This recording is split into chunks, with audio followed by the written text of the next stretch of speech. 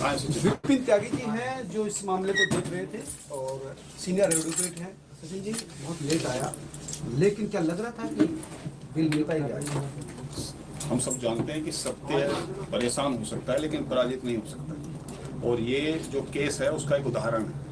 अब बहस के दौरान भी न्यायालय के समक्ष बहुत सारी बातें आई, बहुत सारे उतार चढ़ाव बहस के दौरान आए। एक लंबा सफर तय हुआ इस बहस में, इस पूरे केस में, और कई सारी चीज़ों के साथ अगर देखेंगे तो बहुत सारे ऐसी ऐसी घटनाएं इस केस के दौरान घट रही हैं कि जहां पर पूरा केस झूठा पाए जाने के बाद समाप्त कर दिया गया, लेकिन उसके बाद फिर केस एक नए सिरे से आरंभ होता है, सारी चीजें होती हैं।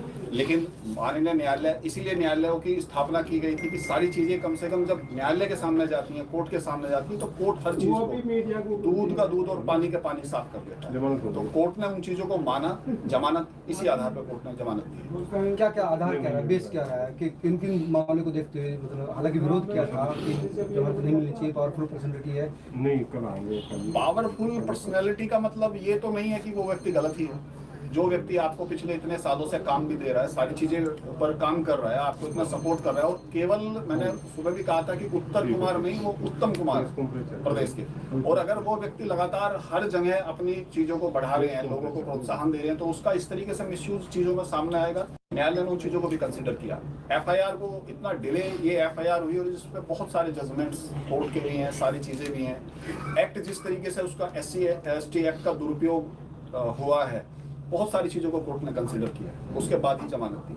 उनका कहना था, जो आर्गूमेंट हुआ कि वो इनोसेंट है, 12वीं तक पढ़ी है, गरीब कम्युनिटी से है, इसलिए कई चीजें नहीं समय से ला पाई, डिटेलिंग के साथ नहीं ला पाई। ऐसा नहीं है, किसी का कम पढ़ा लिखा होना या किसी का अधिक पावरफुल या पढ़ा लिखा होना किसी अपराध का कारण नहीं बन सकता। और अगर इतनी ही सारी चीजें थी तो एक बड़ी एफआईआर जो बहुत एक प्लानिंग वे से लिखी हुई थी वो कैसे लिख सकता था? 12वीं पास व्यक्ति तो इस तरह की एफआईआर नहीं लिख सकता। आगे क्या लग रहा है? ठीक है, जमानत मिल गई, लेकिन क्योंकि मामला एक लड़की के रेप केस का है, SC/ST का है, तो क्या लग रहा है कि इसमें कब तक इस पूरे मामले का पटाक्षेप हो सकता है? अब ये पुलिस के पास विवेचना है, पुलिस निष्पक्ष विवेचना करेगी तो निश्चित रूप से हमें न्याय मिलेगा, ऐसा नहीं है। लेकिन निष्पक्ष अगर विवेचना होती है, बिना किसी दबाव के अगर विवेचना होती है, ऐसा ना हो कि जैसा पहले विवेचना हुई सारी चीजों की और विवेचना के बाद FR लगने के बाद भी अरेस्टिंग हो गई पूरी तरीके से, जो इलीगल था।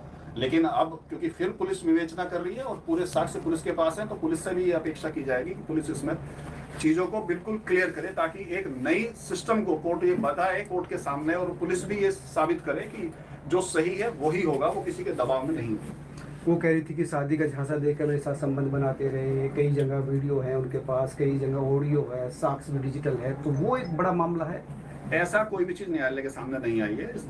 आरोप लगाना सबसे एक आसान काम है, लेकिन जब न्यायालय के सामने कोई चीज जाती है तो वो तथ्यों की और साक्ष्यों की कसौटी पर उसे खरा जाता है। ऐसा आरोप लगाने से कल को तो आप कुछ भी कह सकते हैं, तो आरोप लगाने से ऐसा कोई है नहीं, ना ही कोई ऐसा साक्ष्य अभी तक सामने आया। उम्मीद की आज बेल मिल जाएगी। फिल्म अभिनेता उत्तर कुमार को बेल मिल गई है, काफी लेट ये ऑर्डर आया है। मेरे साथ बात करने के लिए उनके समर्थक हैं, उनके वकील हैं, सामूहिक रूप से इन सबसे बात करता हूँ मैं। कई लोग इमोशनल भी है, क्या कहेंगे? मैं भाई उनका जो अच्छा, जो दुनिया को चाहते थे वो रो रहे थे वहां, और सभी माता बहनें, सब आदमी उनके समर्थक में थे। और मैं सभी का धन्यवाद हाथ जोड़ के करता हूँ कि सच की जीत हुई है और न्यायपालिका ने हमें न्याय दिया।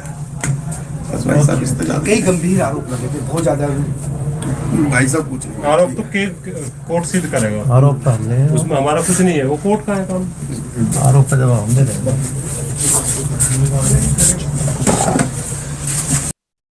यूट्यूब हो या फेसबुक हो, जब हम सर्च बॉक्स में कुछ कीवर्ड्स डालते हैं, टाइप करते हैं, तो सजेशन में कीवर्ड्स आ रहे हैं इस समय। उत्तर कुमार कौन है? उत्तर कुमार की न्यू मूवी धाकड़ छोड़ा फिल्म, राजी बोल जा गाना, उत्तर कुमार को इंसाफ मिला या नहीं मिला, कुछ इस तरह के कीवर्ड्स सामने आते हैं जब हम सर्च बॉक्स में सर्च करते हैं। अब आप समझ ही गए होंगे कि मैं किस चीज़ की बात कर रहा हूँ। दोस्तों, मैं बात कर रहा हूँ उत्तर कुमार की।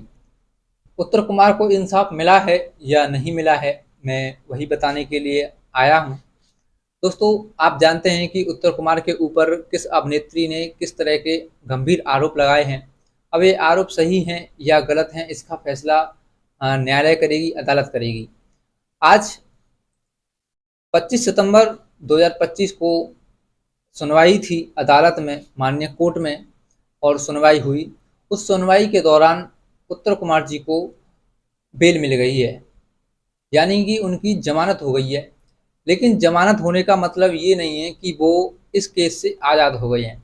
अदालत ने पुलिस को आदेश दिए हैं कि वो इस केस की गहनता से जांच करे और सारी रिपोर्ट को अदालत के सामने रखे।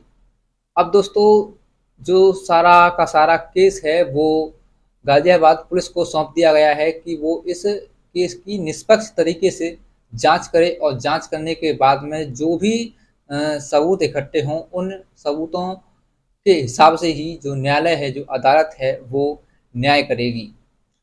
अब दोस्तों, हम और आप जानते ही हैं कि जो उत्तर कुमार जी हैं वो एक फेमस हरियाणवी एक्टर हैं। उन्होंने अपनी बहुत सी ऐसी फिल्में दी हैं जो हिट रही हैं। उनकी एक आधी शायद ऐसी फिल्म होगी जो हिट ना हो, लेकिन उनकी जो पिक्चरें हैं वो सभी सुपर डुपर रही हैं। उन्होंने अपनी पिक्चरों में कोई भी ऐसा गंदा रोल नहीं किया है। उनकी जो सभी पिक्चरें होती हैं वो ऐसी होती हैं कि वो हम अपने परिवारजनों के साथ में कहीं पर भी बैठ कर के देख सकें। अब उनके इस चरित्र को देखते हुए उनके व्यक्तिगत चरित्र को देखा जा सकता है कि वो किस प्रकार के व्यक्तित्व वाले इंसान हैं। अब दोस्तों, आपने ये वीडियो देख ही ली होगी कि उन्हें जमानत मिल गई है। जो आगे का फैसला है वो कोर्ट करेगी, और कोर्ट ने सारे के सारे आदेश जो हैं वो गाजियाबाद पुलिस को सौंप दिए हैं। गाजियाबाद पुलिस से कह दिया है कि आप इस केस की गहनता से निष्पक्ष तरीके से जांच करो। दोस्तों, आरोप लग रहा था कि उत्तर कुमार जी ने उस एक्ट्रेस के साथ में शारीरिक संबंध बनाए हैं, लेकिन न्यायालय में ऐसी कोई भी नहीं बात चली। केवल धाराएं लगाई गई हैं 376, 506 और ST/SC एक्ट। यहाँ SC/ST एक्ट का दुरुपयोग हुआ है, जिसकी वजह से पूरा जो समाज है वो घेरे में रख दिया गया है। ST/SC समाज वाला सभी लोग आक्रोश पर उतर आए हैं कि ये जो लोग हैं ये SC/ST एक्ट का दुरुपयोग कर रहे हैं। लेकिन सुप्रीम कोर्ट ने SC/ST एक्ट को इसीलिए लाया था कि कोई भी व्यक्ति उनके ऊपर हमला ना करे, यानी कि कोई भी व्यक्ति उन्हें चिढ़ाए ना कि वो किस जाति धर्म से हैं। लेकिन इस एक्ट्रेस की वजह से आज पूरा समाज जो है वो घेरे में आ गया है। अब दोस्तों, आपकी क्या राय है? कमेंट बॉक्स में कमेंट करके बताना कि ST/SC एक्ट सही है या गलत है। फिलहाल जो न्यूज़ है आज की वो केवल इतनी है कि उत्तर कुमार को जमानत मिल गई है। जमानत मिली है, केवल उन्हें इस केस से बाइज्जत बरी नहीं किया गया है। इस केस की पुलिस जो है वो अब छानबीन करेगी आगे। उत्तर कुमार ने उस एक्ट्रेस के साथ में कुछ गलत किया है या नहीं किया है, इसका फैसला तो अदालत लेगी। लेकिन जो उत्तर कुमार के फैन हैं वो सभी उत्तर कुमार के पक्ष में हैं और उनके साथ खड़े होकर के वीडियो बना रहे हैं कि उस महिला ने, उस एक्ट्रेस ने उस आदमी के साथ, यानी कि उत्तर कुमार जी के साथ में बहुत ही गलत काम किया है। एक प्रसिद्ध आदमी के व्यक्तित्व को ललकारा है, एक प्रसिद्ध आदमी के चरित्र के ऊपर घिनौना आरोप लगाया है। दोस्तों, जो एक्ट्रेस है वो अब इन मीडिया खबरों के हिसाब से कहीं भी मुंह दिखाने के लायक नहीं रही है। एक गाना बनाया था राजी बोल जा, वो गाना इतना सुपर डुपर हुआ उत्तर कुमार की वजह से कि वो लड़की आज उस गाने की वजह से इतनी बड़ी एक्ट्रेस बन चुकी है।